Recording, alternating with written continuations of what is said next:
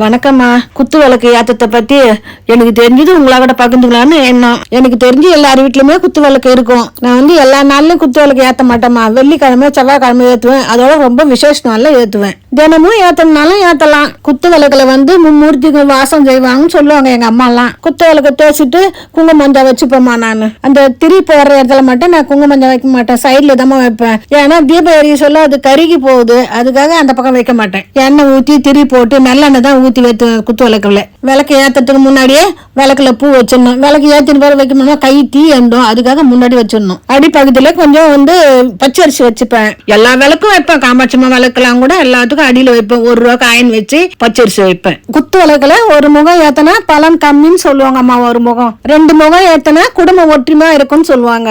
3 முகம் ஏத்தனா புத்திர தோஷம் நீங்கும்னு சொல்லுவாங்க. 4 முகம் ஏத்தனா செல்வம் பெருகும்னு சொல்லுவாங்க. 5 முகம் ஏத்தனா சகல ஐஸ்வர்யமும் கிடைக்கும்னு சொல்லுவாங்க. அதனால எப்ப ஏத்தனாலும் 5 முகம் ஏத்துங்க. எனக்கு தெரிஞ்சது சொல்லியிருக்கேம்மா. வணக்கம்மா.